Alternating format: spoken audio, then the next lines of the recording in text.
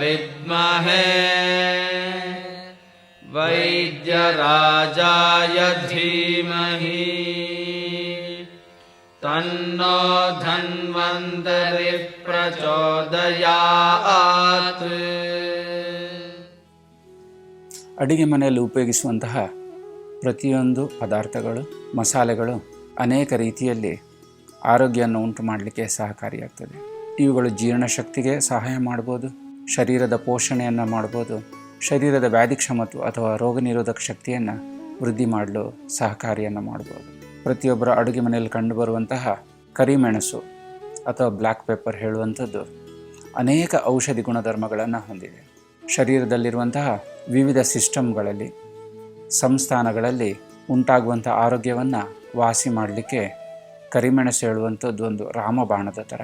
ಇಂದಿಗೂ ಸಹ ವಿವಿಧ ಕಡೆಗಳಲ್ಲಿ ಅನೇಕ ರೀತಿಯ ಕಾಯಿಲೆಗಳು ಬಂದಾಗ ಕರಿಮೆಣಸನ್ನು ಮನೆಮದ್ದಿನ ರೂಪದಲ್ಲಿ ಉಪಯೋಗಿಸ್ತಾರೆ. ಆಯುರ್ವೇದ ಗ್ರಂಥಗಳಲ್ಲಿ ಕರಿಮೆಣಸಿನ ಬಗ್ಗೆ ವಿಸ್ತೃತವಾದ ವರ್ಣನೆಯನ್ನು ನೋಡ್ಬೋದು. ಇದು ಬಳ್ಳಿಯಲ್ಲಿ ಬೆಳೆಯುವುದರಿಂದ ಇದಕ್ಕೆ ವೆಲ್ಲಜ ಹೇಳುವಂಥ ಒಂದು ಹೆಸರನ್ನು ಸಹ ನೀಡಿದ್ದಾರೆ. ಇದು ಕಪ್ಪು ವರ್ಣದಲ್ಲಿರುವುದರಿಂದ ಇದಕ್ಕೆ ಕೃಷ್ಣ ಎನ್ನುವ ಹೆಸರು ಸಹ ನೀಡಲಾಗಿದೆ. ರುಚಿಯಲ್ಲಿ ಅತಿ ಖಾರವಾಗಿರುವುದರಿಂದ ಊಷಣ ಎಂಬ ಹೆಸರನ್ನು ಸಹ ಆಯುರ್ವೇದ ಗ್ರಂಥಗಳಲ್ಲಿ ನೀಡಿದ್ದಾರೆ. ಇದು ದುಂಡಗಿರುವುದರಿಂದ ಇದನ್ನು ಸೌಋತವೆಂದು ಆಡುಭಾಷೆಯಲ್ಲಿ ಕರಿಮೆಣಸು, ಕಾಳು ಮೆಣಸು, ಮೆಣಸು ಎಂಬ ಹೆಸರುಗಳನ್ನು ವಿವಿಧ ಪ್ರಾಂತಗಳಲ್ಲಿ ಉಪಯೋಗಿಸ್ತಾರೆ. ಕರಿಮೆಣಸು ಇದು ಬಳ್ಳಿಯಲ್ಲಿ ಉತ್ಪನ್ನವಾಗುವಂಥದ್ದು.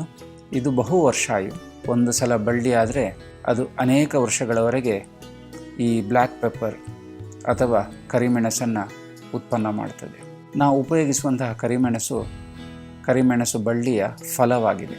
ಇದು ತೆಂಗಿನ ಮರ, ಅಡಿಕೆ ಮರ ಹಾಗೂ ಇತರ ದೊಡ್ಡ ವೃಕ್ಷಗಳಿಗೆ ಹಬ್ಬುವಂಥದ್ದಾಗಿದೆ. ಇದರ ಗಂಟುಗಳಲ್ಲಿ ಬೇರು ಬಂದು ಈ ಮರಗಳ ಒಂದು ಸಪೋರ್ಟನ್ನು ತಗೊಂಡು ಬೆಳೀತಾ ಹೋಗ್ತದೆ. ಇದು ಕಪ್ಪು ಬಣ್ಣದಲ್ಲಿದ್ದು ಒಣಗಿಸಿದ ನಂತರ ಇದನ್ನು ಔಷಧಿಗಾಗಿ ಉಪಯೋಗಿಸ್ತೇವೆ, ಮನೆಮದ್ದಿಗಾಗಿ ಉಪಯೋಗಿಸ್ತೇವೆ, ಅಡುಗೆಗಳಲ್ಲಿ ಉಪಯೋಗಿಸ್ತೇವೆ. ಇದರ ಬಳ್ಳಿಯನ್ನು ನೋಡಿದಾಗ ಕರಿಮೆಣಸು ಫಲವಾಗಿದ್ದು ಗುಚ್ಛ ರೂಪದಲ್ಲಿ ಕಂಡುಬರ್ತದೆ. ಮೊದಲು ಇದು ಹಸಿರು ಬಣ್ಣವನ್ನು ಹೊಂದಿದ್ದು ನಂತರ ಹಣ್ಣಾದಾಗ ಕೆಂಪು ಬಣ್ಣವನ್ನು ಹೊಂದದೆ. ನಂತರ ಇವುಗಳನ್ನು ಬಳ್ಳಿಗಳಿಂದ ಬೇರ್ಪಡಿಸಿ ಬಿಸಿಲಿನಲ್ಲಿ ಒಣಗಿಸಿ ಪೂರ್ತಿ ಕಪ್ಪು ಬಣ್ಣವನ್ನು ಹೊಂದದೆ. ಪೂರ್ತಿ ಒಣಗಿದ ನಂತರ ಇದನ್ನು ಸಂಗ್ರಹ ಮಾಡಿ ವಿವಿಧ ರೀತಿಯಲ್ಲಿ ಇದನ್ನು ಉಪಯೋಗಿಸ್ತೇವೆ. ಕರಿಮೆಣಸನ್ನು ಆಯುರ್ವೇದದ ವಿವಿಧ ರೀತಿಯ ಔಷಧಿ ದ್ರವ್ಯಗಳಲ್ಲಿ ಪ್ರಮುಖ ಘಟಕವಾಗಿ ಉಪಯೋಗಿಸಿದ್ದಾರೆ. ಇದನ್ನು ಚೂರ್ಣ ರೂಪವಾಗಿ, ಕಷಾಯ ರೂಪದಲ್ಲಿ, ವಿವಿಧ ರೀತಿಯ ಲೇಹಗಳಲ್ಲಿ, ವಿವಿಧ ರೀತಿಯ ಆಸವರಿಷ್ಟಗಳಲ್ಲಿ ಹೇರಳವಾಗಿ ಉಪಯೋಗಿಸಿದ್ದಾರೆ. ಸಾಮಾನ್ಯವಾಗಿ ಇದನ್ನು ಕೆಮ್ಮು, ಕಫ, ನೆಗಡಿಗಳುಂಟಾದಾಗ ಹಲವಾರು ಮನೆಗಳಲ್ಲಿ ಇತ್ತೀಚೆಗೂ ಸಹ ಉಪಯೋಗಿಸ್ತಾರೆ. ವೈದ್ಯರನ್ನು ಕಾಣುವ ಮೊದಲು ಇದನ್ನು ಮನೆಮದ್ದಿನ ರೂಪದಲ್ಲಿ ಉಪಯೋಗಿಸಿ ಹಲವಾರು ಸಂದರ್ಭಗಳಲ್ಲಿ ಮನೆಯಲ್ಲಿಯೇ ಕಾಯಿಲೆಗಳನ್ನು ವಾಸಿ ಮಾಡುವುದನ್ನು ನೋಡ್ತೇವೆ. ಒಂದು ವೇಳೆ ಇದರಲ್ಲಿ ವಾಸಿಯಾಗದಿದ್ದಾಗ ಮಾತ್ರ ವೈದ್ಯರನ್ನು ಭೇಟಿ ಮಾಡುವಂಥ ನಿದರ್ಶನಗಳಿವೆ. ಕೆಮ್ಮು, ಕಫ, ನೆಗಡಿ ಇವುಗಳುಂಟಾದಾಗ ಮನೆಯಲ್ಲಿ ಹಿಂದಿನ ಜನ್ರೇಷನ್ನವರಿದ್ದರೆ ಈ ಕರಿಮೆಣಸಿನಿಂದ ಕಷಾಯವನ್ನು ತಯಾರಿಸ್ತಾರೆ.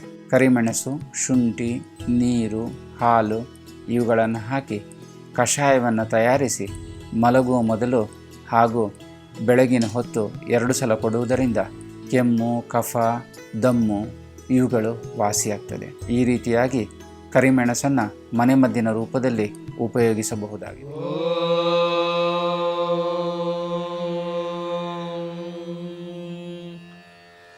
ವಾಸುದೇವಾಯ ವಿದ್ಮಹೇ ವೈದ್ಯರಾಜಾಯ ಧೀಮಹಿ ತನ್ನೋ ಧನ್ವಂತರಿ ಪ್ರಚೋದಯಾತ್.